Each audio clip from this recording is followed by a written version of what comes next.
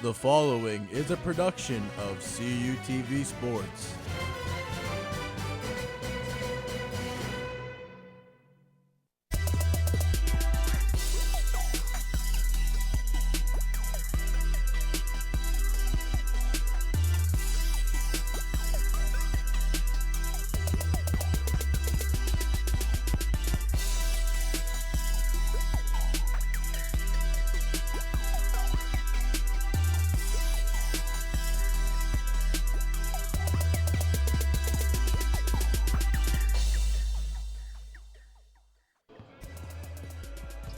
California Vulcan women look to extend their two-game winning streak as they welcome the Fighting Scots of Edinboro to the Convocation Center for a big PSAC West showdown. And hello everyone, alongside Cody Jeanette, I am Creighton Raps. We're delighted to have you with us for California Vulcans women's basketball on CUTV Sports. Cody, big win last Wednesday for the Vulcan women. It was a big win against Mercyhurst. The final score was 71-66, and there were a lot of offensive contributions in that game. Emma Mahadi and Chelsea McKnight both had 5 rebounds, and then Caitlin Fratz and Elena Antonenko both had 15 points each. So big contributions for the entire team all around in that game. And that's the balance Jess Strom has been looking for so far this season. For the Fighting Scots of Edinboro, they had a big win at home against one of the new members of the PSAC. And that new member is Seton Hill, and they got a big win over them, 76-60. And in that game, Hope Mancini had 31 points, a big offensive contribution there. And then Nicole Johnson, I beg your pardon, had 6 rebounds in that game. So again, this is spelling out to be a big offensive showdown. And the Vulcans are certainly looking for some big contributions from one of the new members to the program. And that new member that we're looking to watch is Caitlin Fratz. Caitlin Fratz on the season is averaging 3.8 points per game with an 87.5% free throw percentage. But last game against Mercyhurst, she was one of those players that had 15 points. So with a 3.8 average, scoring 15 points is really saying something about your abilities. And it looks like Fratz may be starting to get hot at the right time for the Vulcan women. Meanwhile, the Vulcans are looking for a repeat of their 80-72 win over Edinboro in the NCAA Atlantic Regionals this past spring. When we return, Cody and I will have all the exciting action of game number 7 on the 2013-2014 women's basketball season right here on CUTV Sports.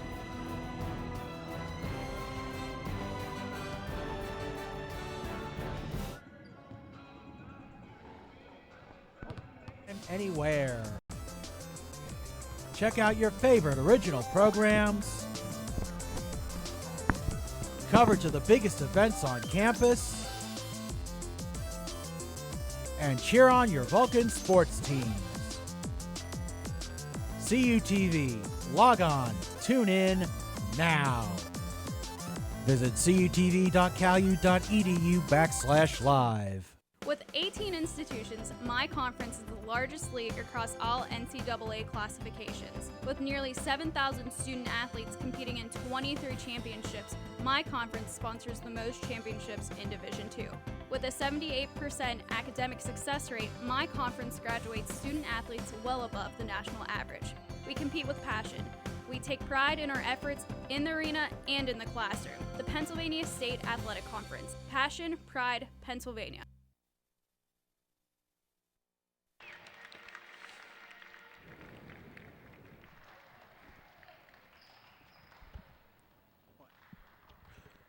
And we're back at the Convocation Center on the campus of California University of Pennsylvania. Here we have the tail of the tape presented by JD Waterproofing. Cody? Yeah, when you take a look at it, it heavily favors Edinboro in a lot of the categories. You know, California does have the advantage with free throws, though, 73.9% versus 61.6%. And sometimes the little cheap things like that can give you the upper hand in a game if you get more fouls committed against you than the other team and you go to the charity line more often, because that can lead to a big offensive contribution than some people may think. Yeah, foul shooting definitely an underrated facet of the game. You know, you get down the stretch, you miss a couple foul shots, you lose by 2 or 3 points. That can certainly hurt. But we look at the scoring advantage. Obviously, that does favor Edinboro as we see the Fighting Scots being introduced. It'll be Laurel Lindsay, a junior guard out of South Park. Anya Freeland, a sophomore forward out of York. Nicole Johnson, the freshman guard out of Pittsburgh, went to Oakland Catholic. Valerie Majeski, the junior out of McKeon and General McLean High School, starting at guard. And Hope Mancini, the senior out of Mayfield Heights, Ohio, rounding out the Fighting Scots starting lineup. Now your starting lineup for California will be Emma Mahadi at guard, the junior out of Albury, Australia. Senior guard Raya Gadsden out of McKeesport. Freshman guard Mickey Glenn out of Bridgeport, West Virginia.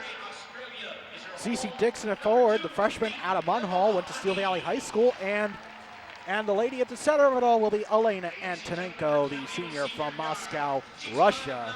So you see the Vulcans being introduced here to the crowd at the Convocation Center. And Cody, what do you look for? We were talking about how the impact of Caitlin Fratz for the Vulcans. Edinboro has a couple of key scorers themselves in Valerie Majeski and Hope Mancini, who both of them really stepped up in their win over Seton Hill. Yeah, they really did. Valerie Majeski is averaging 17 points per game, but then also you got to look for Laurel Lindsay, who's averaging 14 points per game. So a couple players high in the double-digit realm for averaging points per game. But that's going to be one thing the California's defense is going to have to look out for. In this series, though, this is going to mark the 75th time that these two schools have played each other, and that's tied with Clarion for the fourth most in Edinboro's school history. It only goes behind Slippery Rock, who they played 91 times, IUP, they played 81 times, Lock Haven, 76 times is the third most. So they've played these teams very frequently. They have a rich history, big rivalry, shaping up to be a great game. It absolutely does. So we saw Edinboro head coach Stan Swank in his 27th year patrolling the sidelines for the Fighting Scots. He, along with Westchester's Deirdre Kane, the longest tenured women's basketball coaches in the PSAC. You see Vulcans coming out. You see our senior Raya Gadsden getting the troops riled up. Your officials for today's game will be Terry Pitek, Sue Kavensky, and Pat Cooney. It's one of the more experienced officiating crews in our region. As we're about to tip off, it'll be Freeland for Edinboro, Antonenko for California, and Mickey Glenn controls the tip-off for the Vulcans, and we are underway. Game number 7 on the season. As Glenn over to Gadsden. Gadsden now over to Dixon. Dixon dishes it off to Antonenko from downtown. No good. Rebound controlled by Valerie Majeski. She runs it length of the court. Gadsden won't let her get a shot off, and now the ball is controlled by Laurel Lindsay for Edinboro. Mancini, Johnson, Lindsay for 3. That is no good. Rebound controlled by Majeski. Majeski takes the layup and in. 2-0 Edinboro. Edinboro doing a very good job both on the offensive and defensive side of the rebounds so far. California is going to make some changes. And we see the dish off to Dixon. Dixon, no good. Antonenko goes for the rebound. She's unable to control it, and Edinboro gets possession. 19:07 left to play. And that's one thing with the rebounds. If you let the other team hold the ball, you're not going to score very many points. So California wants to get control on both the offensive and defensive rebounds aspect of things. They certainly do, as Laura Lindsay drives the lane. She's going to take the layup. It is no good. It'll be a foul. It looks like it'll be on Elena Antonenko. So Lindsay will have a chance to shoot 2 from the foul line. Laurel Lindsay is averaging 91.7% from the free throw line. And if you take a look at that replay, Antonenko gave up too much of her body to try to block the shot, and that's what got the foul called. So we see Lindsay go to the free throw line now. And missed the first one. So Laurel Lindsay, the junior guard out of South Park, now at the line to attempt the second foul shot, and it is no good. Rebound Mahadi. Big board there for the Vulcans. Now Glenn gets it over to the midcourt line. Pass to Gadsden. Gadsden, Antonenko. Antonenko inside to Mahadi. Mahadi's layup a little short. Rebound by Edinboro. And here come the Fighting Scots. Swift passing there by the Fighting Scots inside to Anya Freeland. Freeland, that's no good. Rebound controlled by Mahadi. And now it's stolen away by Mancini. Fighting Scots reset. Inside it as Lindsay passes. It goes off the foot of Dixon, so Edinboro will retain possession. There's some good offensive control by both of these teams. Antonenko seeing Mahadi underneath, and now on Edinboro's side as well, we're seeing some good control. It was close to a 5-second violation, but Mancini able to get it in as Majeski controls the ball now. It's inside to Freeland. Freeland, Majeski, Lindsay, and that is going to be a traveling violation on Laurel Lindsay as we get our first substitution of the day. Irina Kuko comes in for Mahadi for the Vulcans. Yeah, Laurel Lindsay just got a little bit too excited trying to drive through the lane. She had the opening and saw it there beyond the three-point arc, but just moved the feet too quickly before the ball. We're 2 minutes into the game. Edinboro leads 2-0 as the Kuko now controls the ball. Drives the lane, dishes it out to Gadsden. Gadsden over to Dixon. That is a long two, no good. Rebound by Lindsay. Fighting Scots take it the other way. Here's Majeski for three. That's good. Valerie Majeski, the junior from McKeon, with a big three-pointer as it looks like California will retain possession as the ball is tipped out of bounds. And Valerie Majeski is one of the leading three-point shooters on this team, averaging 31.3% from beyond the arc. And it was, in fact, tipped out by Edinboro. Dixon's going to attempt the inbound over to Glenn. Tight defense by Edinboro early on. Dish out to Kuko, drives the lane and puts California on the board. 5-2 Edinboro. Here comes Majeski on the fast break. It is rejected. Antonenko saying yet to Valerie Majeski as Caitlin France enters the game for Raya Gadsden. And Antonenko doing a very good job taking that shot away cleanly and not getting a foul called against her. That was a good, clean defensive play. And that ball glanced off of Kuko. It will remain Edinboro ball. So we're seeing the good defense by California. Edinboro just able to hit their shots so far with 17:20 left to play in the first half. Lindsay controlling the ball for Edinboro. Dishes it over to Mancini. Mancini's going to drive baseline. Layup is good. Members bounce for Hope Mancini. Fratz loses control of the ball meanwhile, and Mancini gets it. Mancini, jumper, that's no good. Rebound controlled initially by Johnson. It goes out of bounds, and I believe it will still be Edinboro ball. It's going to be Edinboro's possession because it tipped off of, looked like Kuko, I believe. But since it went off of her fingers, it remains Edinboro control. A big break there for the Fighting Scots as Mancini dishes it inside to Freeland. So it is 9-2 California. Jess Strom calling timeout. So Edinboro off to a flying start. Edinboro doing a good job both primarily on the offensive side. They've gotten a lot of second chances, many more than California has had.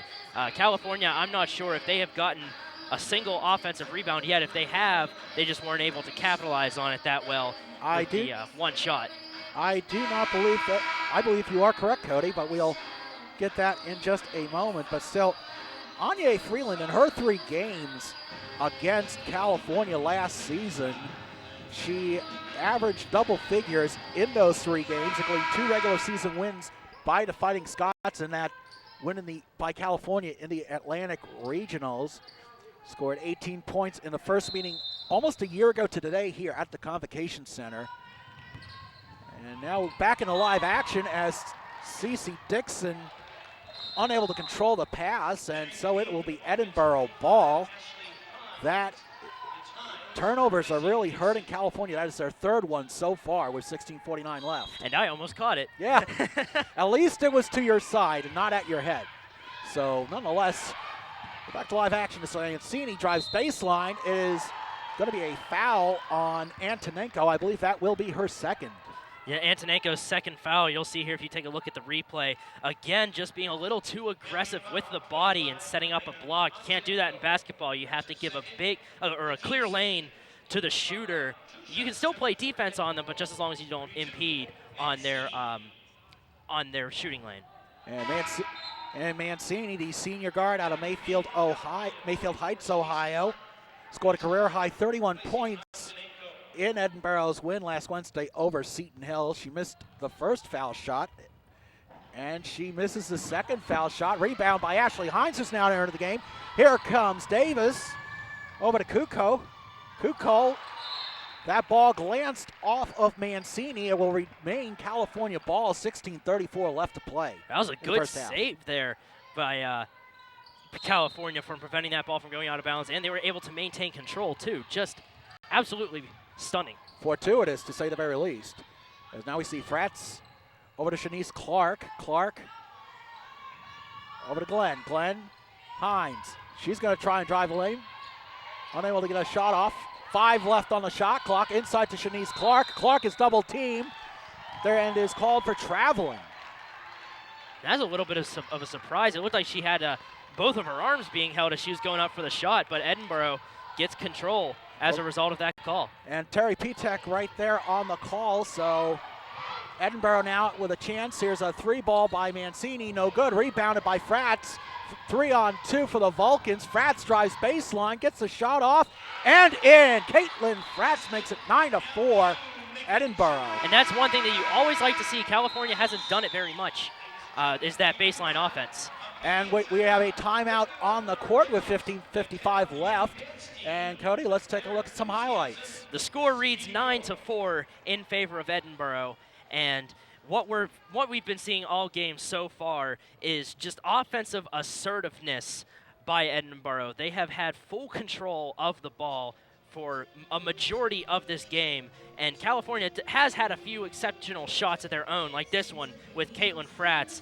I believe that was their 3rd and 4th points of the game from that basket. But the one problem that California is going to have to fix is their rebounding. Now we look at the team leaders for California. Emma Mahadi, leading scorer. She missed the Slippery Rock game, but still is leading the team with 13.4 points per game. Easy for me to say, Cody. Yeah, and then Ashley Hines right there with 7 rebounds, averaging 7 rebounds per game. She's one of the top rebounders in this game, but we didn't see her in right away. She had to get substituted in later. So Jess Strom probably saw that they weren't getting a whole lot of offensive rebounds and threw her in there for that. And meanwhile, now we set the lineup. Edinboro has not substituted, and the only starter still in the game right now for California is Mickey Glenn. So actually, no, that's not the case anymore. Chelsea McKnight now enters the game. It'll be McKnight, Fratz, Precious Martin, Ashley Hines, and Shanice Clark for California. As Edinboro, as we said, no substitutions yet. Lindsay over to Mancini. It is stolen by Precious Martin. Martin going baseline for the layup, and good. The steal in the coast-to-coast trip by Precious Martin. There's that spark that California's offense is looking for. And we saw that in the last game against Mercier. So there's a steal by Fratz. Fratz, coast-to-coast layup, and good. Again, another spark, a big flare now.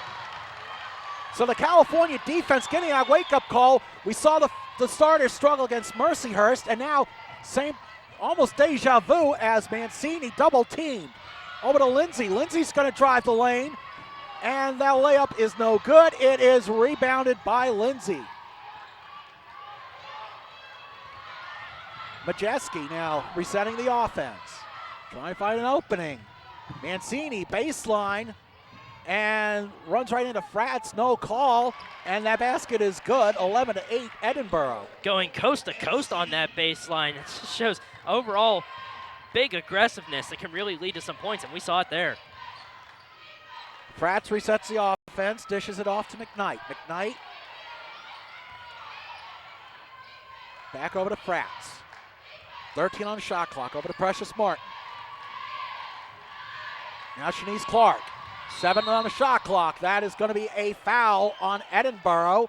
I believe that will be Nicole Johnson.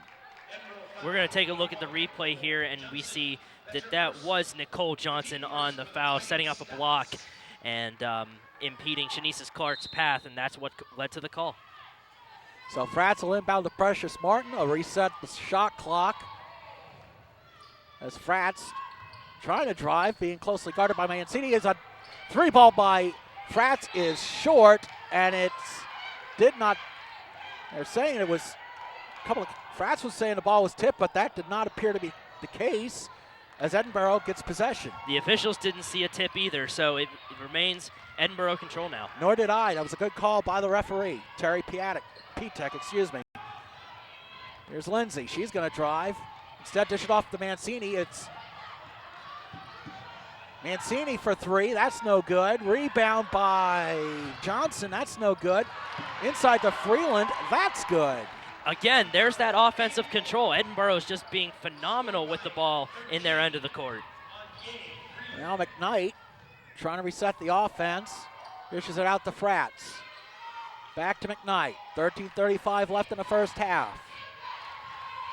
There's Martin for three. Well short. Hines saves it. Controlled by McKnight. McKnight shot. That is no good. Rebound by Lindsay. Here's Lindsay. Over to Mancini. Mancini dish out to Majeski. Majeski for three. No good. Rebound is going to be controlled by Hines. It looked like it might have glanced off an Edinboro player, so we now see Nia Taylor-Clark, the sophomore from Bowie, Maryland, enter the game for the first time as Shanice Clark takes a seat. Edinboro does get possession. My apologies, as Freeland in the lane. His ball is nearly stolen by Hines. We have a jump ball. Possession arrow favors Edinboro. And again, we're seeing even on attempted steals, Edinboro is doing a great job at getting the ball back in their offensive end. And Stan Swank is going to call timeout with 13:06 left in the first half. The Fighting Scots leading 13-8. Well, California could use a timeout here, in my opinion, too, because they've airballed 3 shots in a row. So maybe their offense got a little bit too excited after those 2 breakaways. Okay, and here we have the PSIC West standings. Gannon and Edinboro playing later on tonight. Let's see, we look at the rest of the standings. Mercyhurst will be playing Gannon at the Harriman Center tonight. UPJ defeating Slippery Rocks, so that was a double overtime contest. IEP and Seton Hill playing as we speak, but Cody, this is a big game for California if they want to try and keep pace with the leaders. Yeah, and it's great to see California right in the middle of that list again after starting out 0-4 on the season down in the basement. So they're climbing back up that ladder in the standings. It's a good relief to see and a good morale boost, I'm sure, for the team. And those 3 losses, 3 of those losses were out of conference, but against high-quality opponents.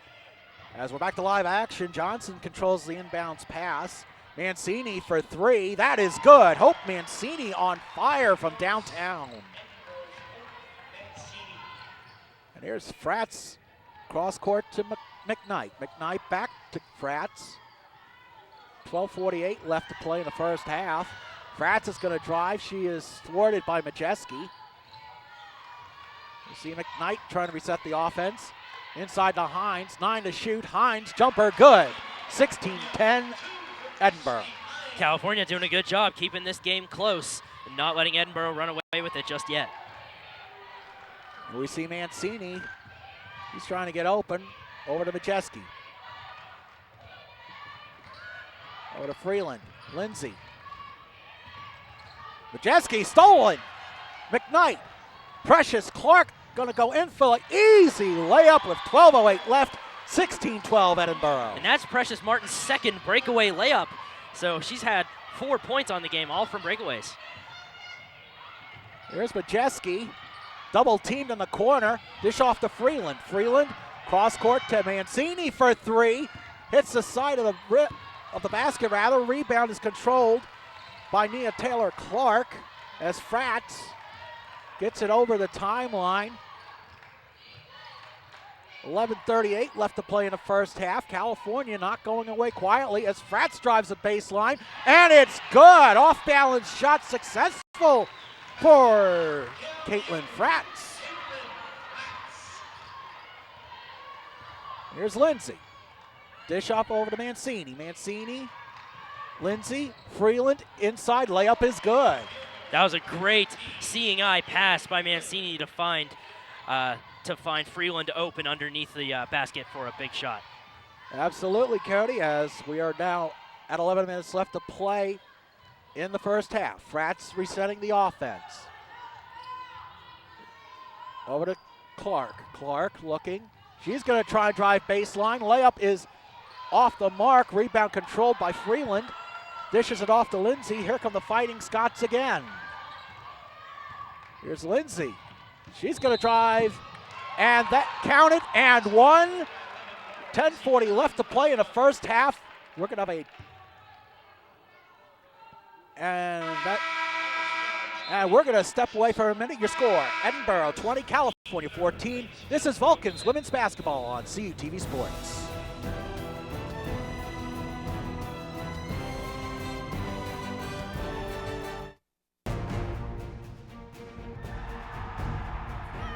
NCAA Division II has much to cheer about, as nearly 100,000 student athletes compete with passion and pride.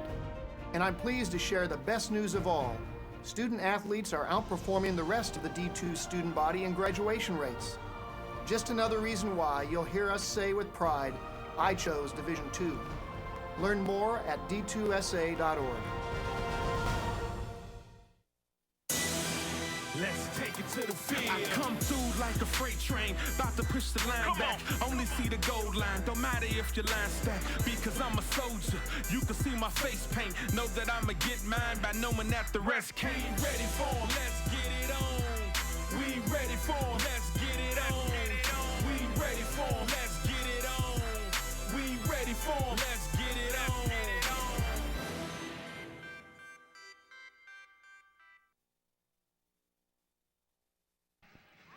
Welcome back to the Convocation Center at Cal U. It's Edinboro leading the Vulcans 20-14. Cody, it's, well, you know, California getting close, but Edinboro starting to pull away as we're going to have Laurel Lindsay complete the old school three after the foul by Precious Martin.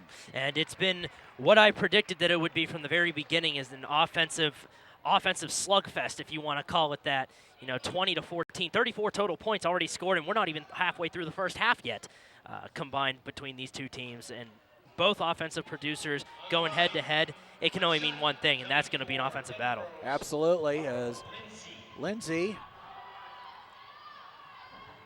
misses from the foul line. Edinboro struggling from the charity stripe so far, as that was Mickey Glenn on the rebound. Here's Fratz. Fratz is going to drive, dishes it out instead to Mahadi. Mahadi's now going to try and drive. Jumper is no good. Rebound is controlled by Morgan Patterson. You see a couple over and back violation on Katie Collins, who's now entered the game, the senior from Chadron, Ohio, with a costly turnover for the Fighting Scots, and Cal looking to capitalize. Yeah, that was the pass went back over the half-court line after it already crossed it, and that's against the rules in basketball.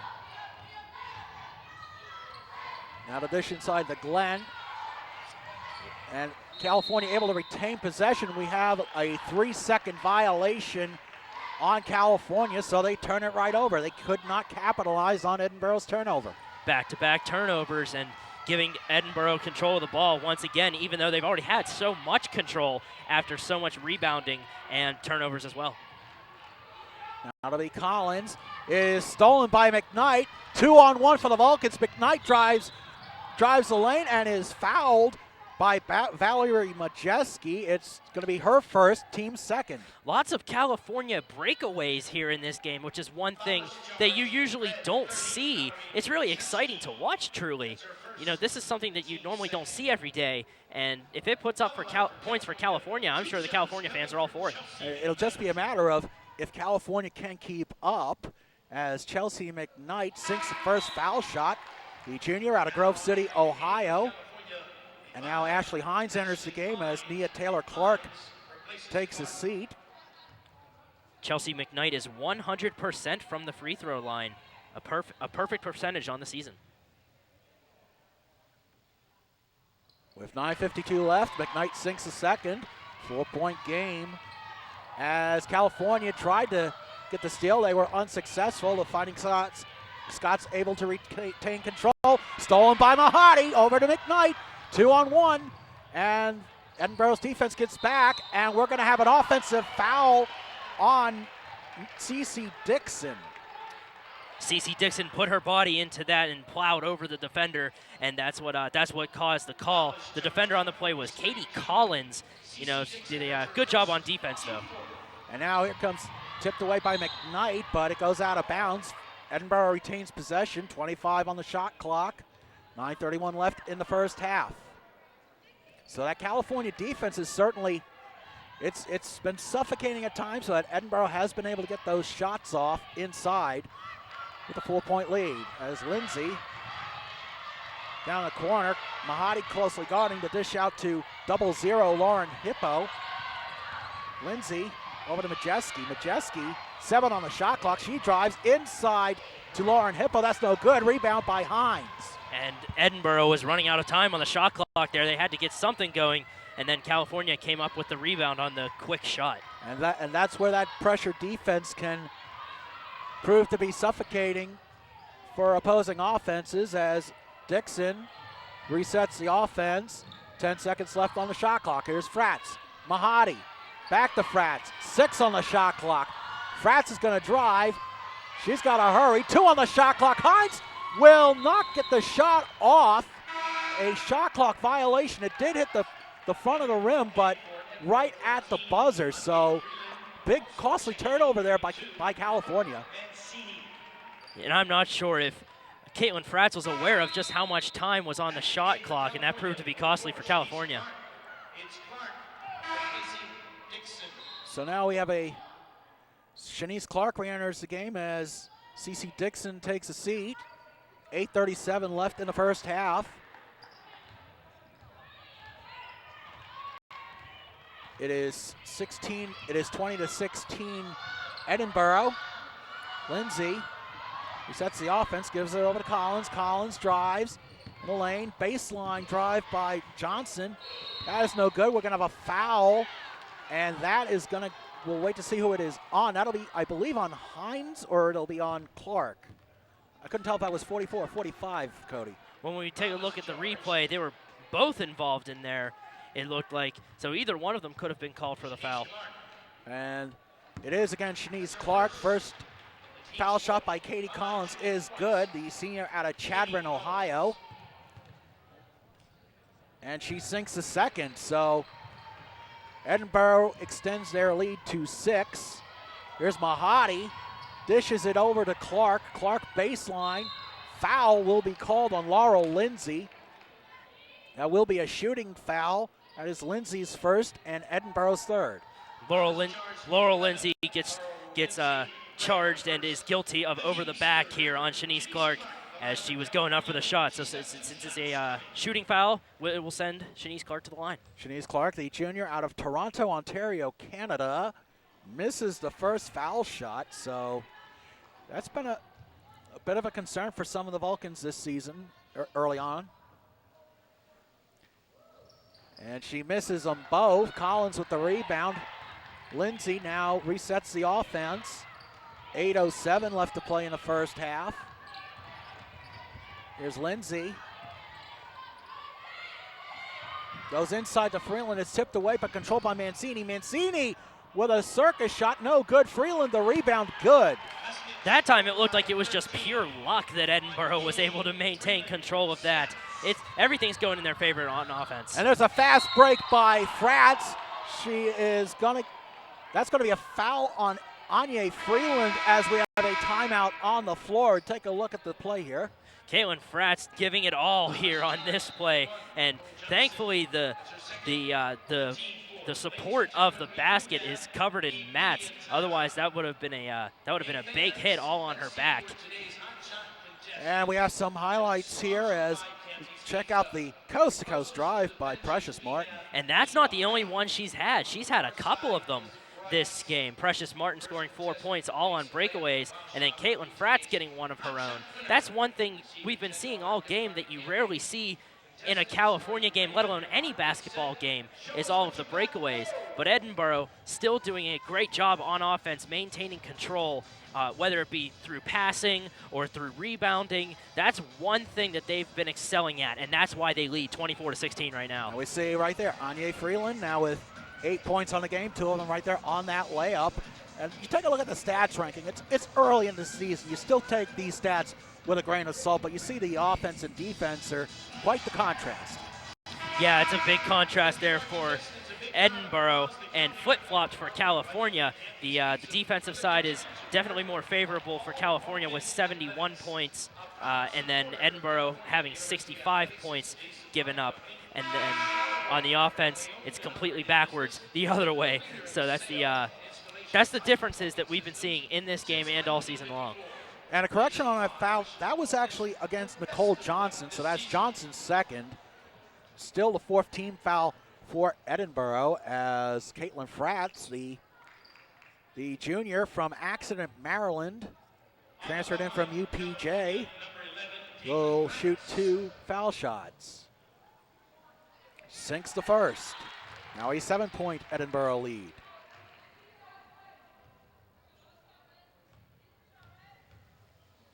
Fratz again, good. 24-18, Edinboro leading. 7:41 left to play as Lindsay resets the offense for the Fighting Scots inside to Freeland. Freeland, double team momentarily, but dishes it out to Lindsay. Lindsay inside to Collins. Collins is gonna get called for the player control foul as Kukoc gets knocked down. Yeah. Katie Collins went for the charge with her shoulder and led into the shot with it to try and fend off Kukoc, and that's why the whistle blew.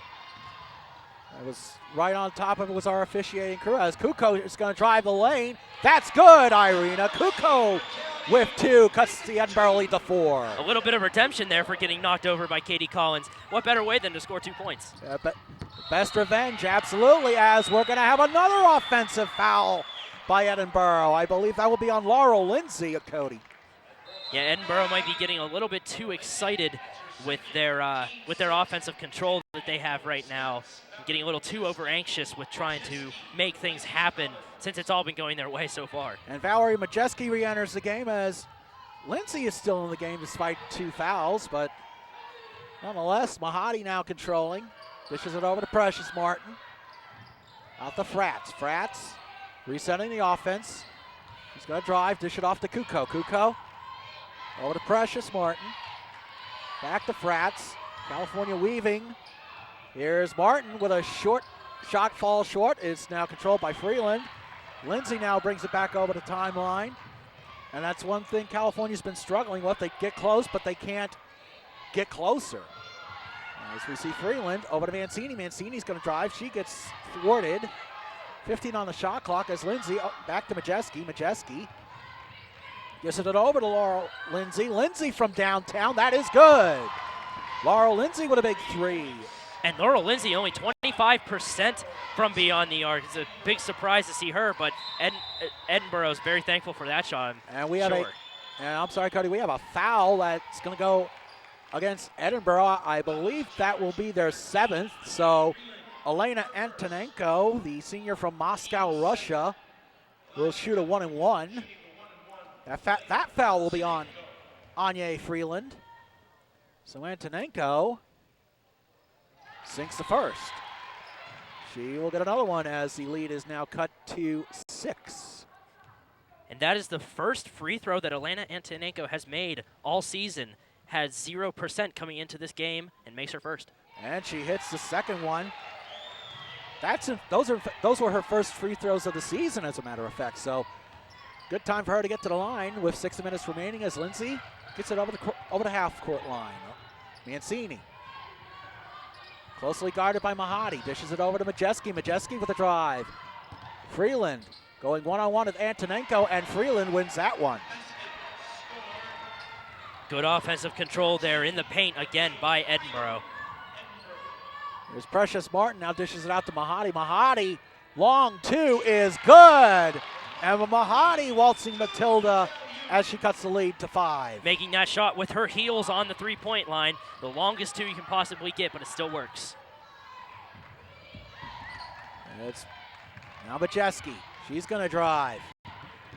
She is thwarted by Mahadi, rebounded by Antonenko. Long pass to Precious Martin, and that is going to be a traveling violation.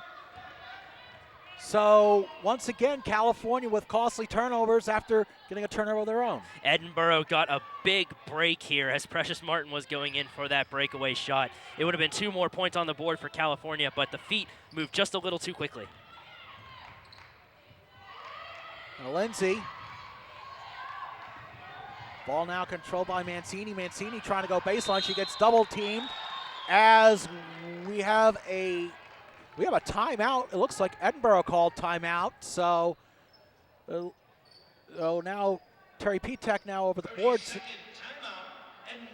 I thought she was going to get a clarification, but it was in fact a timeout. California thought it was a turnover.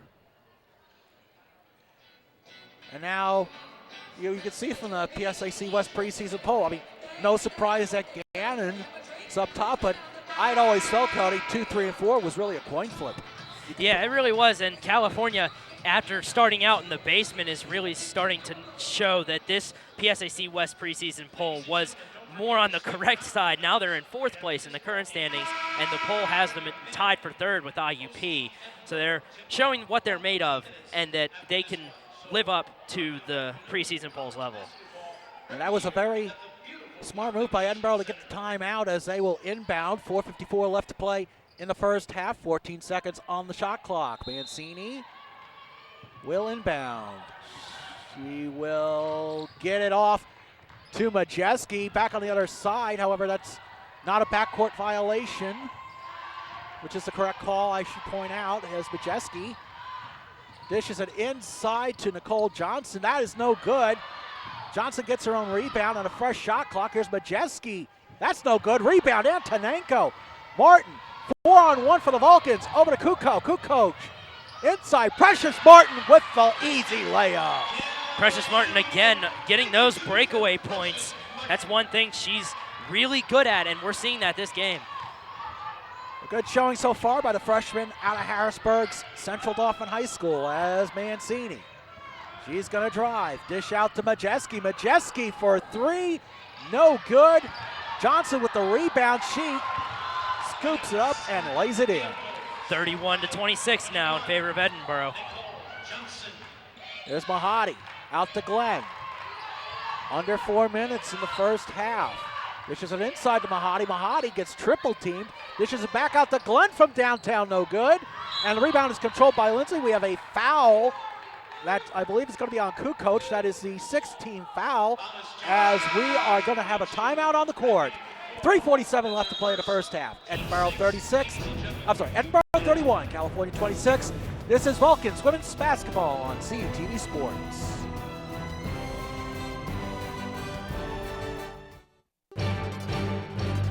Need to know what's happening in your area? CUTV News Center brings you your best local news. Events on and around campus. Local weather. Vulcan sports coverage.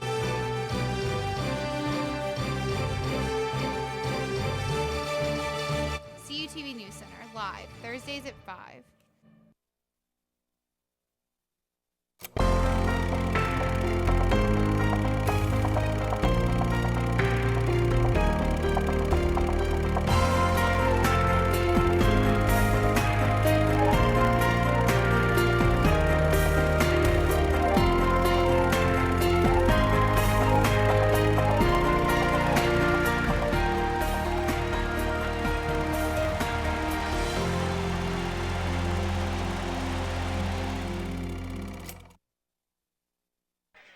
And welcome back to the Convocation Center here at Cal U. This is the final game of the divisional play in 2013.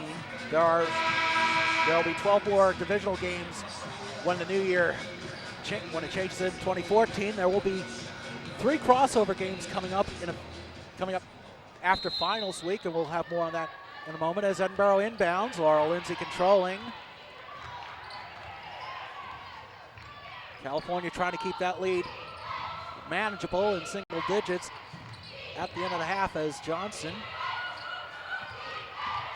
It's over to Majeski. Now Mancini trying to drive.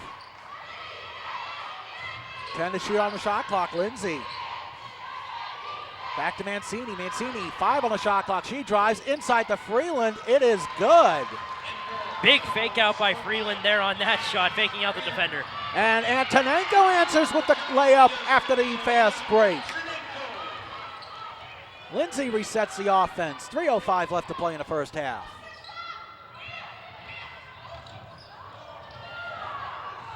Here's Mancini in the corner to Lindsay. Lindsay gives it to Johnson, drives inside to Freeland. Freeland up and no good. Rebound will be controlled by Mahadi, keeps it in bounds. Long pass picked off by Lindsay, and the Fighting Scots take it the other way. Lindsay, jumper, good, and one. They will count that shot by Laurel Lindsay, so the score reads 35-28 at the moment on the scoreboard. But if you take a look at this replay, that's the just a wide open jumper. She saw the opportunity there, no defenders around, and took it. And that's two of the easiest points that you can get. And Caitlin Fratz re-enters the game as Mahadi takes a seat. Foul is on Mahadi, her first. That's Fratz entering the game for Mahadi, rather. And the foul shot is no good. The ball is tipped out by, looked like by Morgan Patterson, so California will get the dead ball rebound. As Glenn controls it, 2:35 left to play. Glenn setting the offense up. This is over to Fratz. Fratz inside Kukoc. Kukoc is contact, no foul. As Edinboro with the steal, Lindsay dishes it into Johnson. Johnson back out to Lindsay. As the Fighting Scots reset their offense, here's Mancini. Mancini looking. Antonenko really on her like a glove. A timeout called by Edinboro. They will only have 2 timeouts remaining with 2 minutes left to play in the first half. Edinboro, I believe, called this timeout just so that they can maintain control of the ball. If they wouldn't have called that timeout, there would have been a 3 or 5 second violation. 5 seconds, 5 yes. seconds, I beg your pardon on that one. Yes, a good call, Cody. And they would have turned it over. When you take a look at this replay, Creighton, Elena Antonenko, just as you said, on her like a glove, not letting her go anywhere. And as soon as she picked the dribble up, that was basically it. That was the turnover, unless the timeout was called. Right. So Edinboro, in doing that, wants to maintain control and get more offensive points on the board rather than save the timeout and give California a chance to cut into the lead. And to reset, Cody, that did look like it was close to a 5 seconds, so a good timing right there. But Fighting Scots will have 7 seconds on the shot clock to work with. Back to Lindsay's going to have to drive it in a hurry. She's closely guarded by Kukoc. Kukoc, long three-pointer by Mancini is no good. And a shot clock violation, so that timeout proved to be all for naught as a turnover by Edinboro. Yeah, that shot did not hit the rim, so it didn't reset the shot clock. The ball has to hit the rim in order for it to reset the shot clock, otherwise it's considered an air ball. As Anya Freeland back in the game for the Fighting Scots. Patterson takes a seat as Glenn will set the offense up. 1:45 left in the first half. Dish to Kukoc. Kukoc is going to drive and is called for traveling. And from my looking at it live, Cody, I believe that was the correct call. Yeah, well, when you take a look at the replay here, we'll see as she's driving down the paint. She does pick up the ball a little bit, but you do see the referees sometimes give them a couple grace steps if they're driving the lane like that, but they're not giving it to Kukoc. And we had a whistle on the court. So we're trying to sort out what's going on. And it looks like we have Irina Kukoc is going to have to. She got a cut on her right knee. Training staff tending to her, or rather her right leg somewhere from our angle.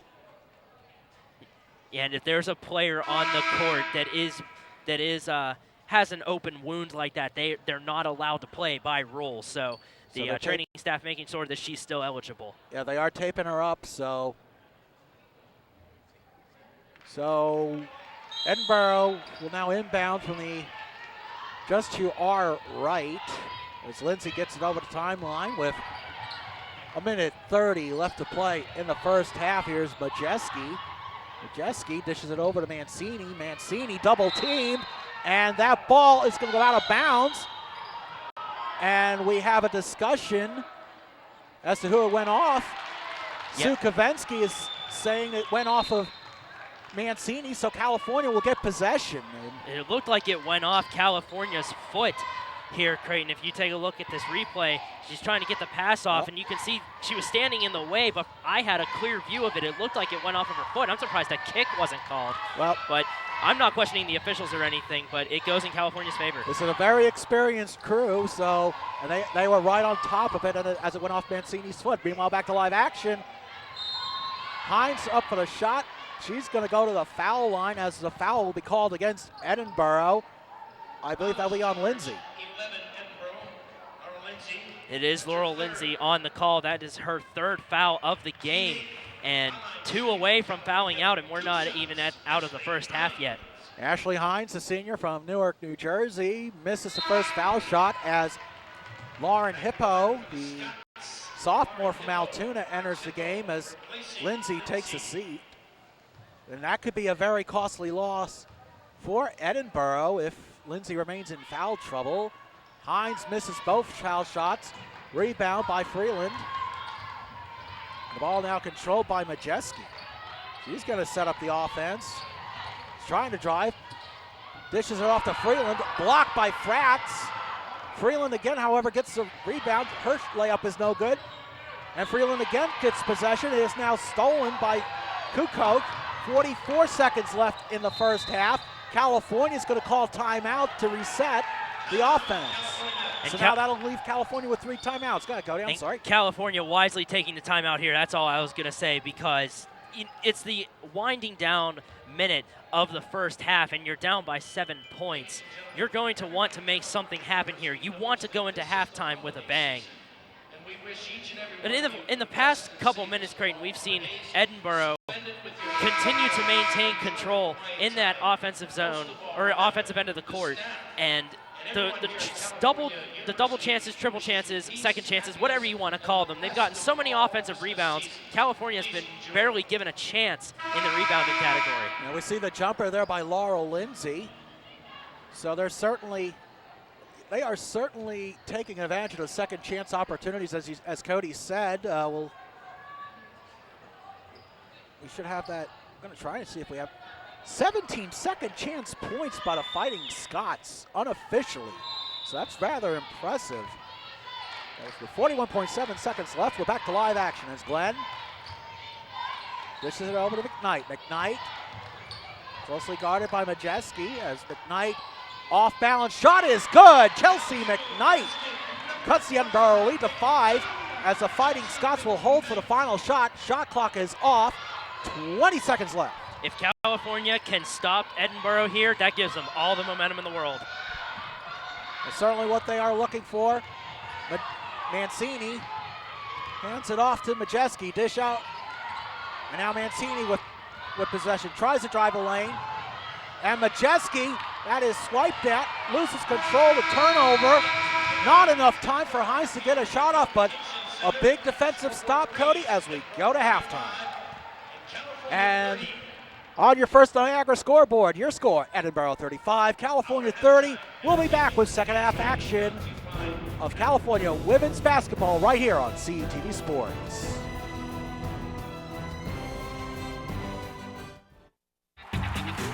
We have so much to celebrate in Division II, but we're especially proud of our commitment to make a wish. Division II student athletes have led a 10-year initiative to raise funds and help grant wishes of children with life-threatening medical conditions.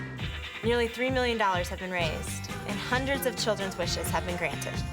We play hard, we work hard, and we support others in need. Why? It's simple. Because we care.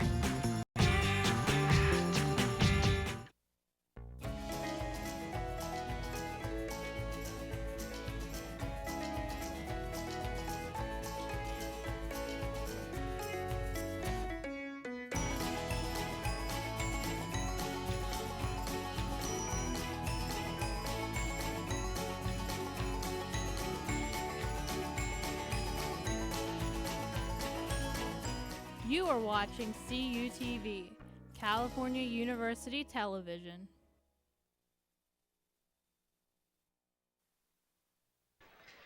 Welcome back to the Convocation Center. Cody Jeanette, Creighton Ravs with you. On the First Niagara scoreboard, Edinboro 35, California 30. Cody, let's take a look at the halftime stats presented by Trip Total Media. Well, the halftime stats certainly speak for themselves. California coming up empty on the three-point shots today, 0 for 4 so far. Getting a little bit of an upper hand on the free throws, though, but those rebounds, that has been the story so far in this entire game. 25-13 in favor of Edinboro. That's a big differential. And speaking of rebounds, Edinboro has had 17 second chance points. California has had none. But on the contrary, California has had 12 points off of turnovers, and Edinboro only has had 6. So a little bit of battling traits here. And we're going to take a look at some replays here. Now we see Precious Martin with 2 of her 6 points on the game. And Precious Martin is one of those big contributors on those points off of turnovers. She's had a couple of them. The first 2, I believe, as a matter of fact, she had for her first 4 points of the game, and then Caitlin Fratz getting a couple of her own on this breakaway shot. That has been one of the big things that California has done all game long that we usually don't see every day, let alone in any basketball game at all whatsoever, is that many breakaways and that many shots made because of those. And there you see the deep 3 there by Laura Lindsay. She has 7 points, 4 rebounds, but she's also playing with 3 fouls. And while we have a moment, there's another jumper there by Lindsay, as Caitlin Fratz will inbound for California as we start the second half here inside the Convocation Center. Edinboro with a 5-point lead. Dish inside to Antonenko with the easy layup. 6 points now for the senior from Moscow. Antonenko using the height to her advantage there over the defender and getting that shot up on the baseline. Here's Majeski. Majeski being double teamed. And there's a stole. Oh, it went off of Lindsay's foot. California will retain possession as it went out of bounds. Happened right in front of us. Yeah, it was a very good defensive play there by California to save it and get it off of a Edinboro defender at the same time, and that gave California control. It's a big possession here for California as Precious Martin is going to drive, blocked by Nicole Johnson, and that is going to remain California ball, I do believe. The officials pointed towards Edinboro's side. The ball was out of bounds. Precious Martin had the ball out of bounds, so it will be Edinboro's possession after that. Yeah, we saw it looked like the California bench was clapping, but good call there, Cody. Thanks for that. And we're back to live action as Majeski's going to drive, dishes it off to Lindsay. Lindsay's going to drive herself. Baseline, and Anya Freeland, and it goes off her hands. Turnover, Edinboro. I can see why it went off of her hands. That pass was a bullet. It just grazed the tip of her finger. She probably has brush burn marks on her fingers now from how fast that pass was going. Oh, yeah, not good for the fingerprints, that is for sure. Meanwhile, Antonenko with the jumper, no good, and she will get fouled. I believe that will be on Freeland. We'll wait for the call from Sue Kavensky. And that foul looked like it happened on the floor, but it might have been a shooting foul. Yes, it is a shooting foul. She goes to the free throw line now. She made her first 2 free throws of the season in the first half, and she's getting more chances here in the second half. And that foul is on Valerie Majeski, her second. Antonenko misses the first one.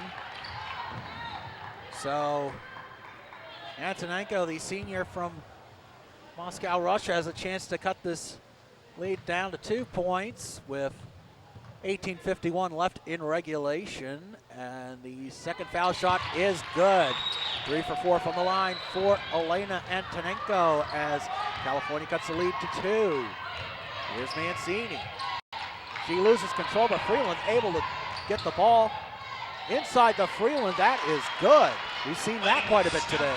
We have, and I thought California was going to go on a little bit of a run there. The shot by Antonenko was no good. Looked like it hit off the front of the rim. Mancini with a rebound.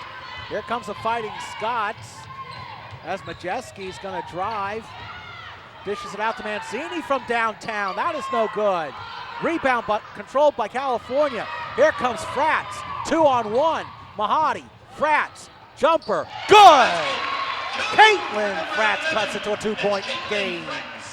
Big combo there with Frats and Mahadi down low to get that pass, those passes under control. Here's Mancini, dishes it out to Lindsay from downtown. Airballs it, rebound, Antonenko over to Glenn. Fires a pass down to Precious Martin with a spin move, and it's no good. But looks like it'll be a foul on the play. We'll see what the call is. It is a foul, I believe, Cody. It is a foul on California. It was an offensive foul, so the ball will be turned over.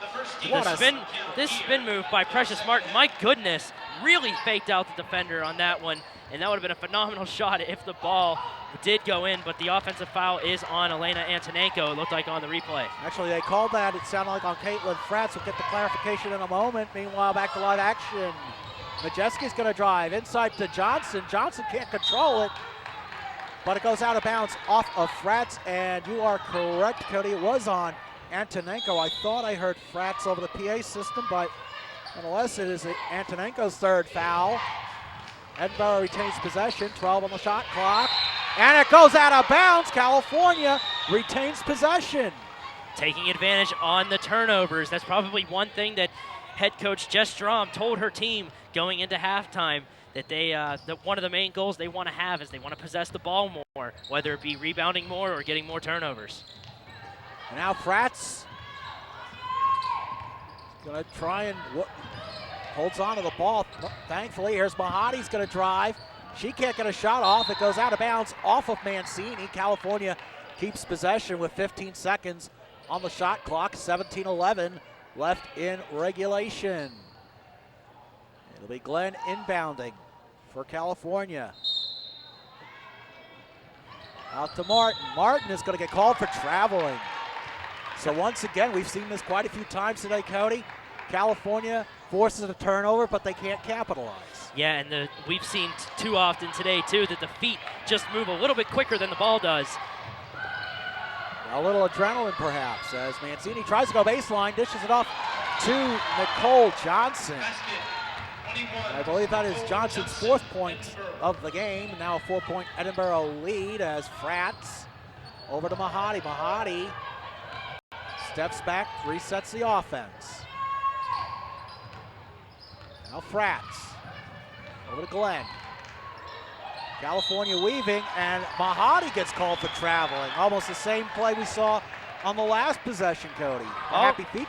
All of these California players seem to have flames under their feet. They can't stand still before dribbling the ball first, and that's going to prove to be costly. As we see Laura Lindsay drive the lane, shot is no good. Edinboro retains possession. Mancini from downtown, bang! 42-35. Here's Glenn. She's going to drive. Jumper, no good. Rebound controlled by Mancini. 2-on-1 going the other way. Mancini takes it herself, up and in. 44-35. Edinboro on a run. Here's Frats. Out to Mahadi. To Glenn. California calls timeout. 15:59 left in regulation. Jess Strom probably just doing her best to try and calm the team down a little bit. They did come out of the second half with a little flare in their step, and you can see them on these highlights here. Elena Antonenko with this shot, you know, making an offensive presence known for California to start off the second half, and it's been back and forth throughout the first 4 minutes or so in this game. But Edinboro, you know, sticking to their old habits, sticking to that offensive control that they have had all game long, and that's proving to be effective. Absolutely, Cody. We're seeing Edinboro really capitalizing where California has not been able to do so. You see the layup there by Nicole Johnson. And there you see the 3-ball by Hope Mancini. Her second trifecta of the game. And you see Mancini also getting it done from inside the paint. So Edinboro really taking advantage offensively. And while we have a pause, we wanted to pass along our condolences to the family of former Calu women's basketball coach and associate athletic director Paul Flores. Mr. Flores passed away on Thanksgiving Day. He led the Vulcan women's basketball team to their first PSAC championship game in 1994. He was also a very vital part of the CUTV and WCAL-FM broadcasting team. Nurtured quite a few young students as broadcasters. So we certainly, again, pass our condolences along to Paul Flores and his family. So now we're back to live action as Chelsea Knight enters the game. She's going to dish it out. 3 ball by Francis, good. So California with a little momentum coming out of the timeout. Now Lindsay. Mancini answers. No good. Rebound by Clark. Here comes the Vulcans back the other way. Here's Fratz driving a baseline. It is good! 5 straight points for Caitlin Fratz. She is on fire. And more breakaway points for the Vulcans. That's what's been their ultimate weapon here today. 5-0 run for the Vulcans coming out of the timeout. Inside to Freeland. Stolen! Here come the Vulcans yet again. Fratz downtown. No good. Nia Taylor-Clark on the rebound. Her shot is no good. Rebound controlled by Laura Lindsay. Here's Lindsay. Over to Mancini. Mancini closely guarded by Fratz. Now over to Majeski. Majeski's going to drive. And we are going to have a foul on California. An offensive foul is going to be called here. The foul's actually on California, and now we have a timeout on the court. So,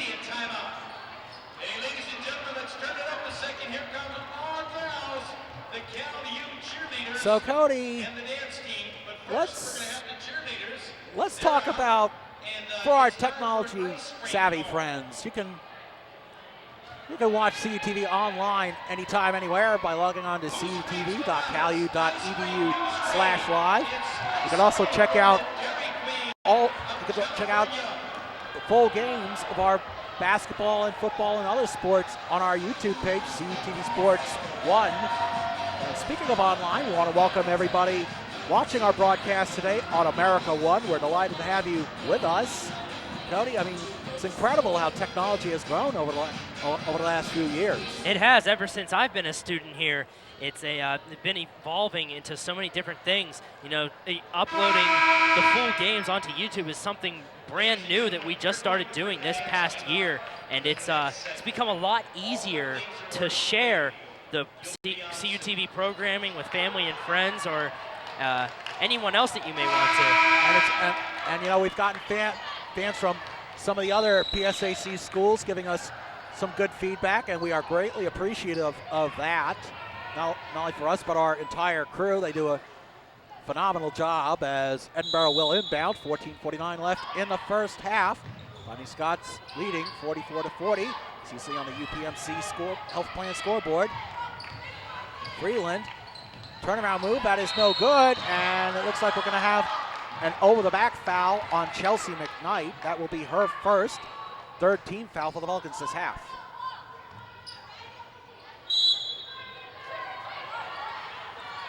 Mancini, Majeski for 3, that is good! Edinboro looking to get on a little bit more of a run here, trying to run away with it. California's been doing a good job keeping it close. But at this point, they're going to need a few more, maybe a couple of threes here and there for the Vulcans, but it's still a manageable lead with 14:20 left as McKnight tries to drive the lane, is stopped by the Edinboro defense. McKnight's jumper is no good, and it'll go out of bounds. California retains possession, 9 seconds left on the shot clock as Ashley Hines re-enters the game for Nia Taylor-Clark. And California's going to have a very small amount of time to work with here. Get something done and get it done quick. And we saw there's Fratz for long 2, no good. Rebound by Hines. Out to McKnight. McKnight's going to drive. She's going to get blocked by Johnson. Fighting Scots take it the other way. Here's Mancini. He's going to contact, no call. and that'll go out of bounds. California ball. It's going to go out of bounds off of the Edinboro, off of an Edinboro player. It might have been Laurel Lindsay that got a finger on the ball there. It was Nicole Johnson, actually. Or Nicole Johnson. And but regardless, though, it remains California's ball. And this is a big possession here for California as Frats gets fouled on the drive. They are going to not count the basket, the foul occurring prior to the shot. And that'll be on Mancini. The foul was right there. You saw it on the replay. It was clearly before Frats started going up onto the up to the rim to try and shoot it. And that's what's having California inbound it. Frats was hoping to get a quick shot off on the inbound, but unable to do so, and that'll be a foul against Edinboro. We'll wait and see who it is on. I believe that will be on Mancini, her second. So Caitlin Frats will go to the foul line. She will shoot 2 shots. That is third team foul for the Fighting Scots. First one is good. That is 16 points on the day for Caitlin Frats. Junior out of Accident, Maryland. And her second foul shot is good. 47-42. Edinboro leads, 13:40 left in regulation. And Laurel Lindsay's gonna get tagged with an offensive foul right in front of us. That is her 4th, Cody. My goodness, that must have been a forceful hit, if you want to call it, on Laurel Lindsay to knock Frats over like that. It might have been a you know, there's always that one thing where, sure, the defender might hit you hard, but it also takes a little bit of acting on the offensive side to draw the foul sometimes. And that's probably what helped Caitlin Frats get that foul called. And Lauren Hippo now re-enters the game as Lindsay, with her 4 fouls, takes a seat. Glenn trying to reset the offense. That's what I want with Majeski. She's now dishes it off to Hines. Hines can't get anywhere. California not able to get any traction going. Traveling call on Hines, but we're seeing Edinboro doing a good job really defending inside the paint, Cody. Yeah, they really have. California hasn't had too many shots from inside the 3-point arc, and if they have, they've been jumpers from long distances. There's a pass now to Majeski. Shot is no good. Rebound by Freeland. Freeland's shot is no good. Hines with a rebound, and it's stolen by Freeland. And her layup is good. Freeland just stripped the ball right from Hines' grasp. You don't really see that often off of Hines. Just somebody just swiping it from her. Just credit Freeland with the outstanding defense. But now we're back to live action as Frats over to McKnight. McKnight. Baseline drives. It is good as Hippo looks to have slipped. And we have a timeout on the court. Hippo down on the... She's slow to get up. Hippo is face down on the court. This does not look that good. There's someone from the training staff over now, but let's take a look at the replay, Creighton. She's 0-0 on your screen, and just her feet gave out from right under her, and it looked like her head might have hit off the court, and then she got kicked by McKnight. Her foot, as she was running back, got onto Hippo's head, so a double blow to the head. That could be very big of an injury here. Absolutely. I mean, there's no question about that. And while we have a timeout on the court, you see Caitlin Frats with her shot from downtown. Frats now her first three ball of the game. And now you see another almost on the very next possession. Frats going baseline, faking out a defender and getting the layup. Yeah, Frats has been proving all game that she's much more worthy than the 3.8 points per game average that she says on the score sheet. And now you see Valerie Majeski, the junior out of McKeon, transferred in from SUNY Buffalo with a 3 ball. Watched it, that was Nicole Johnson with the strip who dished it off to Freeland for that layup. Freeland once again on fire against the Vulcans. She has 16 points. There you see Chelsea McKnight with the layup. And that was the same replay that the injury occurred on. And Cody, it did not look like there was any contact. It's just an unfortunate injury for Lauren Hippo as she looks like it might be her knee. She's being helped off by the training staff. So So now we'll see who comes in for Edinboro, as Lindsay, as we said, is sitting for 4 fouls. Hippo had come in for Lindsay. So now that's going to shorten Stan Swank's bench a little bit. She's favoring that left leg, so it looks like it would be a right knee injury, but her head also took a couple blows too, so it might be a double injury, but we'll hope for the best that she's okay. It was good to see that she got up and was able to walk off of the court with the help of the training staff. Absolutely. You don't like seeing injuries like that in that kind of situation. It looks like Katie Collins now back in the game. Edinboro. Full court press by California as the Fighting Scots get it over the timeline. Here's Mancini. Double teamed by Glenn and McKnight. Dishes it out to Majeski. Majeski's going to drive. Kicks it back out to McKnight. Inside to Freeland. Freeland over to Collins. Collins shot no good. Rebound by Collins. And that layup is good. Katie Collins with a basket. Her for 4 points on the game. Now McKnight looks to drive the lane. McKnight is going to draw the foul on Nicole Johnson. That'll be Johnson's third. 12:01 left to play. Yeah, McKnight was going to the hoop, and one common foul you see is that body block that where the defender will interfere with the shooter's shooting lane, and that sends them to the free throw line. And Chelsea McKnight's first foul shot is no good. She's now 2 for 3 on the season. The junior out of Grove City, Ohio, just outside of Columbus. Now, even though a lot of people are saying, oh, she hasn't scored a lot, but you look at what she's done defensively, she's done a very solid job this season as she sinks the second. 6-point game for the Fighting Scots. Here's Mancini driving baseline, not baseline, but she shoots a air ball to 3. It goes off of Collins. It'll be California ball as we have a timeout on the court. 11:52 left to play in regulation. Your score, Edinboro 51, California 45. This is California Vulcans women's basketball on CUTV Sports.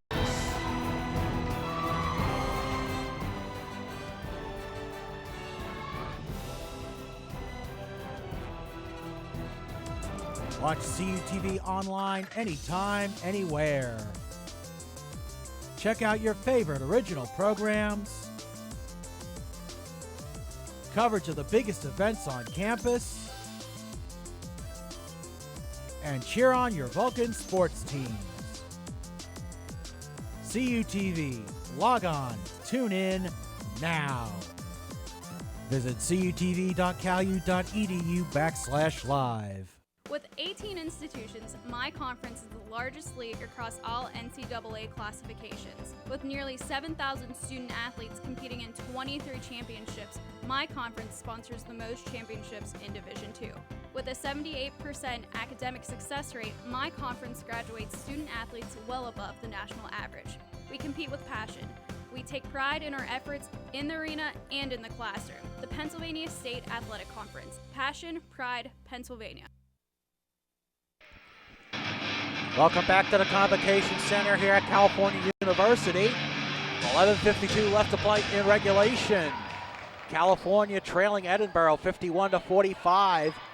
What's been a exciting game so far as we see CalU head coach Jess Strom. And Antonenko will inbound after the turnover by Edinboro. And we're back on the way. Nikki Glenn controlling. The freshman from Bridgeport, West Virginia. Dishes it over to McKnight. McKnight from downtown. No good. Antonenko with a rebound. Back to Glenn. Fresh shot clock for the Vulcans. Here's Glenn. Over to McKnight. Double team is McKnight as McKnight drives. Dishes it over to Fratz. Fratz over to McKnight. McKnight goes baseline. Jumper is no good. Hines with the rebound and the layup and in. California doing killing 2 birds with 1 stone here. Doing a good job at clock management and still scoring the points. With 11:05 left to play in regulation. Here's the pass to Freeland. Freeland's going to drive. in a paint and good. Anya Freeland with an easy basket. Now here's Frats on the break. Her shot's no good. Antonenko unable to control. Rebound Edinboro as Majeski is going to reset the offense. And now if you're Edinboro, I would imagine you'd want to try and kill clock, but that's not happening as the inside pass is stolen by Glenn. Here come the Vulcans the other way. Glenn's going to drive. Pass to Hines. Hines' shot is no good. Rebound Majeski. Majeski over to Mancini. Mancini inside, intended for Nicole Johnson, but it went. But referee Pat Cooney saying it went off of Ashley Hines' hands. Yeah, it either went off of Ashley Hines' hands or Antonenko's fingers. Couldn't really tell which. It looked like both of them might have gotten a finger on that one. But Edinboro still retains control, and California wasn't too happy about it, but it looked like it was the correct call. And I would agree with that, Cody. Shot blocked partially by Mahadi. Just re-entered the game. Here's Frats going coast to coast, and she is going to get called for the offensive foul. And Jess Strom not too pleased with that call, but your thoughts, Cody? Yeah, the tables seem to might have turned for a little bit. The shoulder dip was what got her. You can't do that whenever you're going up for a shot. They'll call you for a charge on that every time, especially if you knock the defender over. That is Frats' first foul, 14th foul for the Vulcans as Freeland dishes it off to Majeski. Majeski over to Collins. Collins to Majeski.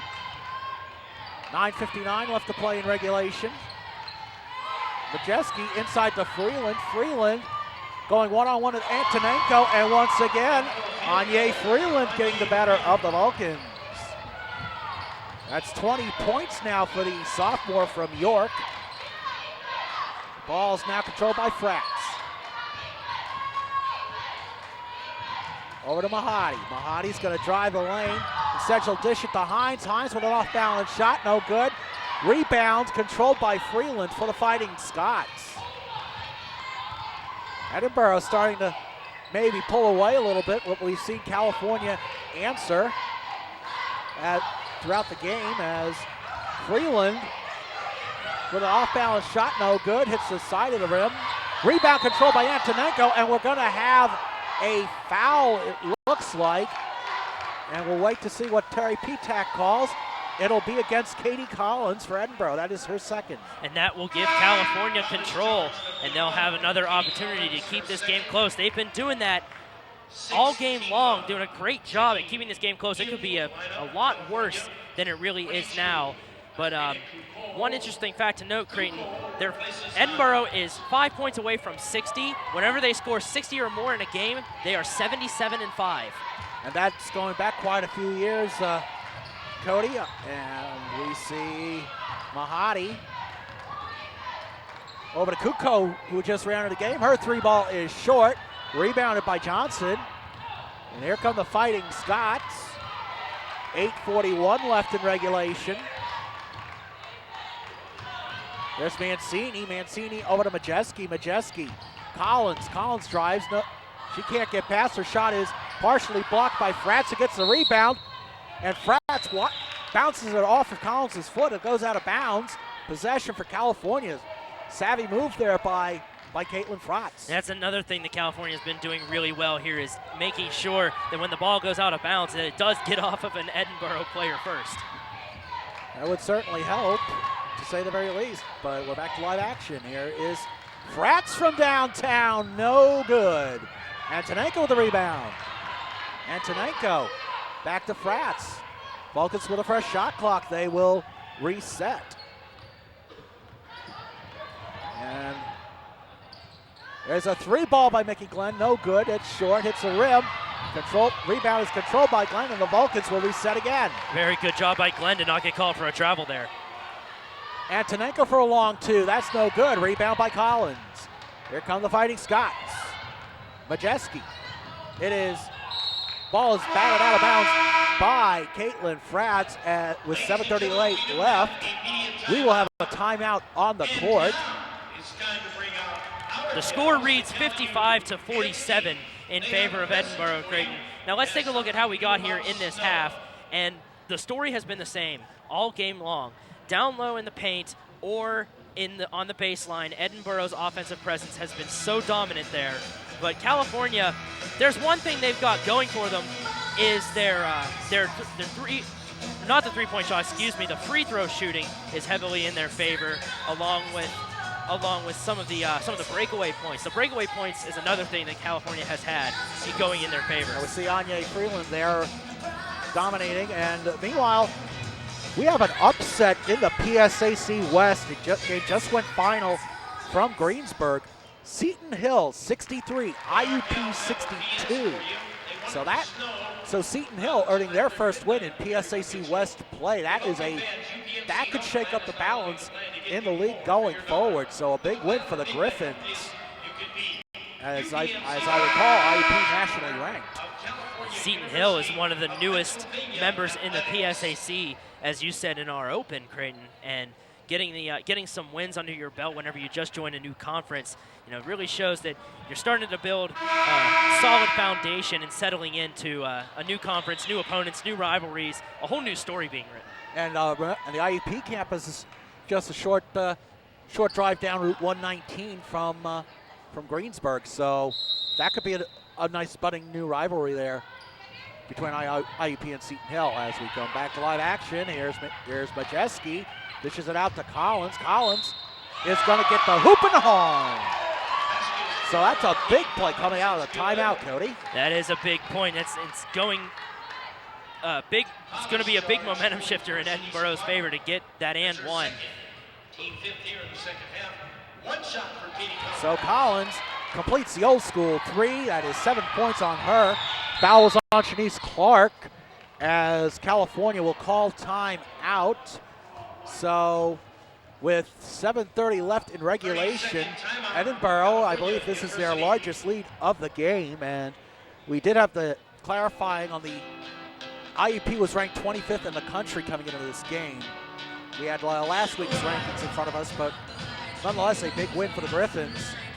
So right now the PSAC West can come down early on. Edinboro and Gannon. Gannon, of course, plays later tonight against Mercyhurst. But if you want the latest scores around the PSAC, you can visit psacsports.org. But anyway, Cody, just a lot of excitement going on in college basketball in the PSAC today. Yeah, and especially in this game, except it started out exciting for California, but then California might be having a few cylinders get a little dull here with the 11-point lead now that Edinboro has. And we're back to live action as Frats. Long pass over to McKnight. McKnight beats the double team, dishes it off to Shanice Clark. Kukoc three ball is short, rebounded by Johnson.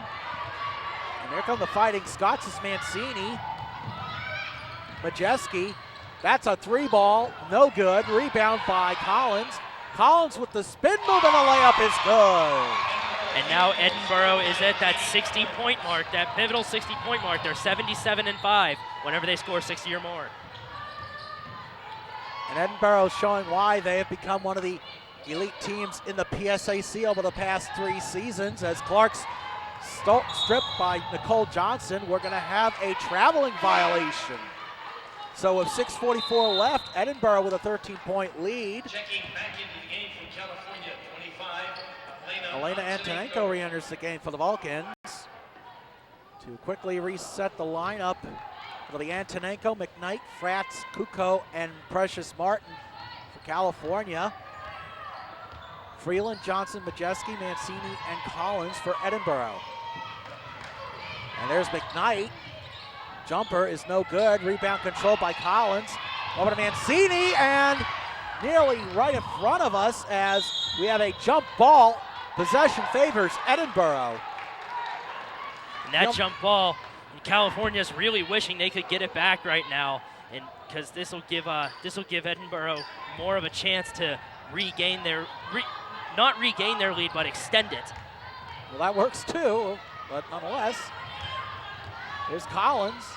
Trying to double team inside the Freeland. Freeland shot is no good. There'll be a foul. I believe that will be on Antonenko. We'll wait for the call. And that'll be a 2-shot foul for Anya Freeland. One of quite a few outstanding players to come out of the York area. See a lot. And Freeland's first foul shot is no good. And both teams right now have 6 fouls, so one more foul will send either team into a bonus. That is correct, Cody. 20 points so far for Anya Freeland. Second foul shot is good. She's 1 for 2 from the line. It's now a 61-47 lead. Pratt's jumper, good! California, though, not giving up, although time is not on their side. 6 minutes left in regulation. With Laurel Lindsay about to re-enter the game at the next stoppage. Majeski inside to Johnson. Johnson, Freeland, back out to Majeski. Jumper from the foul line is good. Valerie Majeski now with 10 points on the game. Here's Fratz. Drives, hoop, and hard. Fratz has been showing her self-worth really in this game. The past 2 shots that California has scored, she kept herself and just went down the lane with it and scored the basket.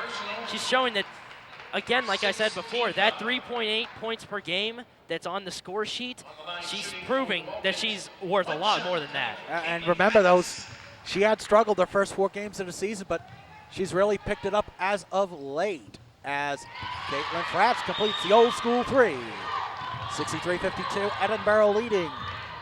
5:30 remaining in regulation. Here's Collins, one-on-one with Antonenko. Jumper is good. Katie Collins with a key jumper. And here's Fratz. Fratz drives.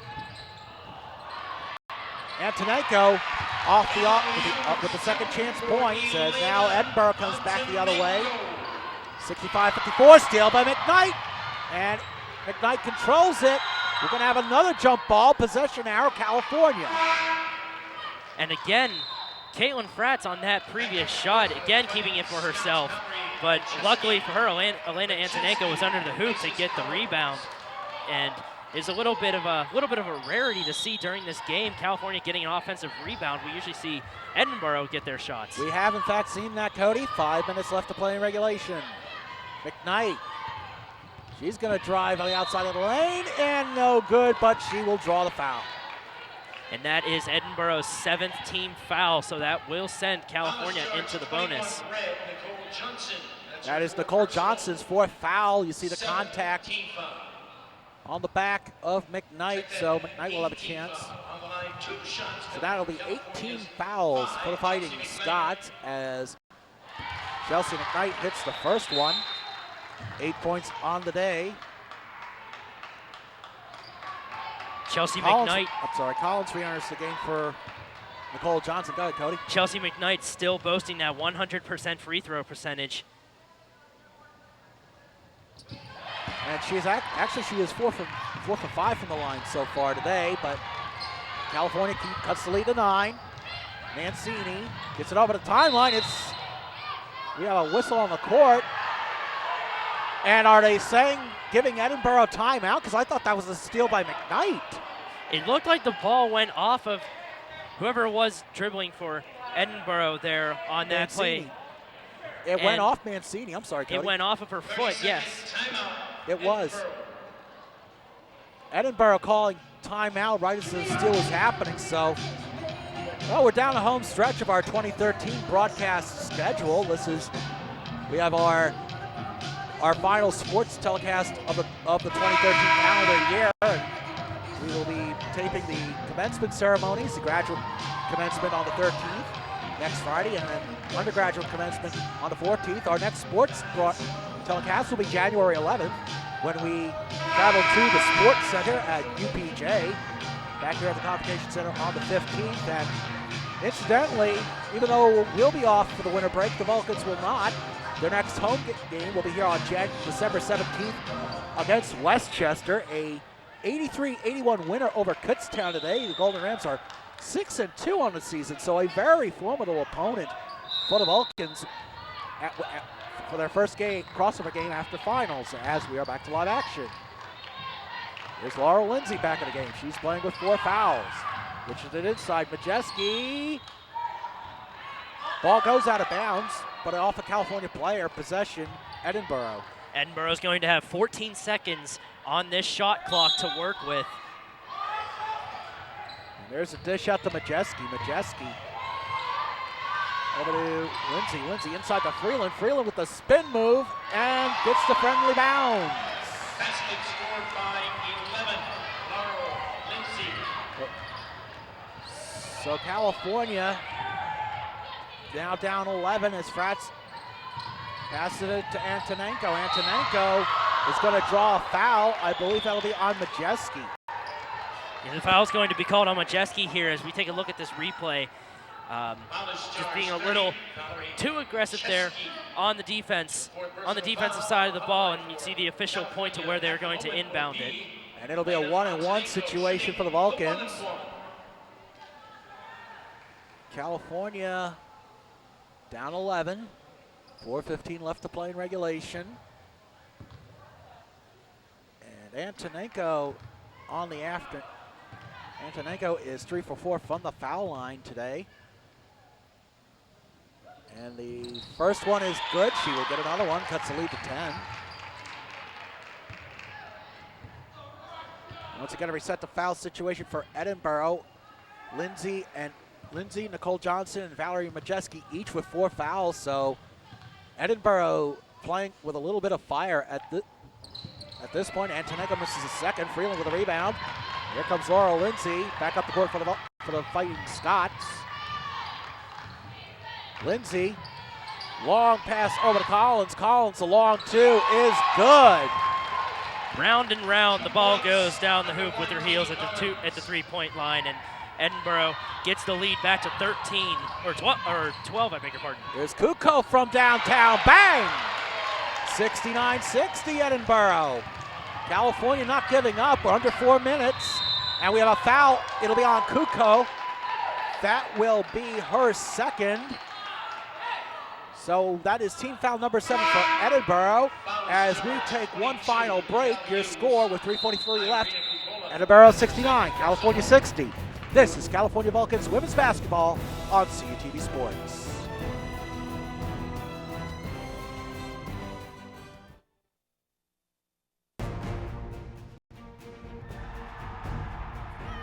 NCAA Division II has much to cheer about, as nearly 100,000 student athletes compete with passion and pride.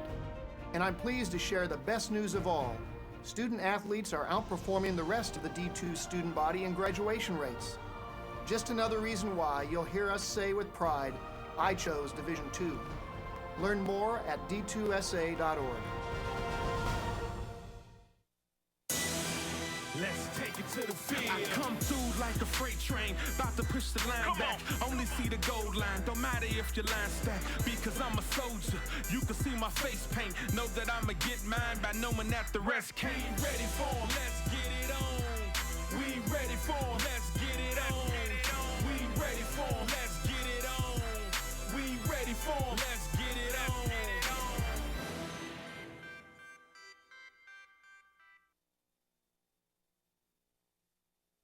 And welcome back to the Convocation Center. 3:43 left to play in this contest. Edinboro leading California 69-60 as Fighting Scots will get a chance to convert the 1-and-1. That was, as I said, Kuko's foul, her second, team foul number 7. So Laurel Lindsay will have the opportunity for the 1-and-1. And Lindsay's first one is good. The junior out of South Park, now with 8 points on the game. And the second one is good, make that 9. 71-60 Edinboro. Time running short for California as Frats drives. And she's gonna drive the lane, off balance shot is no good, but Hines gets it. It did not hit the rim. Shot clock did not reset. 12 seconds left. There's a long 3 by Mahadi. No good. Rebound Antonenko. California trying to set up a play, but 3:12 left. Time is not on their side as Frats' jumper from the foul line is good. California slowly but surely chipping away at this Edinboro lead. They're going to need a big stop here as Mancini inside. It is Ashley Hines going for the steal, but it goes out of bounds. Edinboro retains possession, 2:57 left. There's a good defensive play there by Ashley Hines. Just unfortunately for her and the Vulcans, couldn't really maintain control of the ball, but that forces Edinboro to inbound from underneath. A very fortuitous break is Anya Freeland again. 25 points for Freeland as McKnight dishes it inside to Hines. Hines double team, kicks it out to Mahadi for three. No good. Hines with a rebound. Her shot is no good. It did not hit the rim, but it hit the backboard rather. We're going to have a jump ball. Edinboro possession. Oh, Mancini slightly slow to get up, but she's fine. Yes, fortunately for Mancini, she took kind of a hard dive onto the floor, and they call it the hardwood for a reason, Creighton. Yes. It's not that pleasant whenever you land on the ground hard. No, it is not. Vulcans with the full court press of Majeski, 2-on-1. Inside to Freeland. Freeland beats Antonenko. 27 points for Anya Freeland. 75-62, Edinboro. And the lead is back to 13, which I believe is the biggest lead Edinboro has had. I believe you are correct. Antonenko's jumper is good. So Vulcans cut it back to 11. Edinboro, Collins picks up the long pass, and now she dishes it back to Lindsay. Lindsay back to Collins. Inside to Freeland. That was not an instant replay, folks. Anya Freeland's been doing that all game long. Three ball by Mahadi. No good. Hines cannot get the rebound. Lindsay with the rebound. Fighting Scott's back the other way. Majeski with the uncontested jump layup. And it is now 79-64. California calls timeout. That is their final timeout of the game. And a little bit of desperation seems to be showing here for the Vulcans right now on these previous few shot attempts. They've seemed a little bit rushed, and the rebounds, unfortunately for them, weren't happening. But when you take a look at these replays, I mean, they have had their great shots all game. And as you were saying, Creighton, Anya Freeland has just been one of the most assertive under the hoop presences that this Edinboro team has had scoring. How many points did you say? About 29 points? I believe you're correct, 29. We're just waiting for the live stats to refresh. But it is in fact 29 points for Anya Freeland. Valerie Majeski has 12. So it's just been, and keep this in mind, they are without Darshay Jackson. Jackson serving a 5-game suspension to start the season. She will be back in time for Edinboro's first crossover game, which will be against Bloomsburg, defending PSAC champions. The Huskies losing at Shippensburg 89-80, so PSAC East looks wide open. Getting back to Freeland, she has just been, like I said at the outset, she's the 4th straight double-digit games scoring for Freeland against California, so she's become that thorn in the side that Kiara Brown was for Edinboro for the previous 3 seasons. So Frats dishes it out to McKnight. McKnight's going to drive, dish out to Mahadi, over to Frats. Frats from downtown, no good. Rebound McKnight. Mahadi downtown, no good. McKnight again with the rebound. And it is errant pass picked off by Laurel Lindsay. And Mahadi with the defense, but Edinboro able to control. And with 1:01 left, Mahadi is going to get called for her second foul. And on that previous possession there that California has had, we saw that there were a few, I think there were about 3 straight three-point shot attempts just to get a little bit of a spark going and come back into this game, but all 3 of them came up empty, unfortunately. And Mancini's foul shot is no good. Antonenko the rebound. Here comes Frats the other way. Final minute of play. Chelsea McKnight dish out to Antonenko for 3. That is no good, but the foul will not count. Chelsea McKnight will be called for her 4th foul. When you take a look at this replay, Creighton, you will see it here. It was a, just except the shoulder wasn't what drew the foul this time. It was her back. Her back was charging the defender, and they'll call you on that every time. Final 45 seconds of the game. Stolen by McKnight, and they're going to call it a jump ball, but possession for California. So it still counts as a turnover against Edinboro, just not a steal for McKnight, but your score 79-64 Edinboro. Here's Fratz.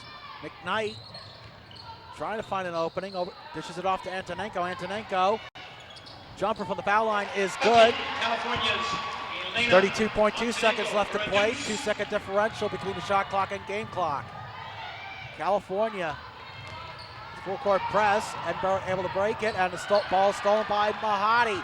Mahadi to Glenn with the layup, and good. 19.2 seconds left. It's a great steal. There's another steal. McKnight with the layup, that is good. So 3 straight possessions, 3 straight steals, but too little too late as Anya Freeland with the layup. 6.9 seconds left, and that is pretty much gonna do it. 31 points for Freeland as the Fighting Scots of Edinboro. On Mahadi's 3-pointer at the buzzer is no good. Your final score from the Convocation Center: Edinboro 81, California 70.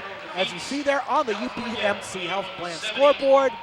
Cody, tough loss for California. Tough loss, and they'll be taking it certainly like a shot in the foot, but I knew it was going to be an offensive slugfest, and it didn't prove me wrong. And the rematch will be February 8th in Edinboro. So for Cody Jeanette and our CUTV crew, I am Creighton Rabs. Thank you very much for watching CUTV sports coverage of Vulcan's women's basketball.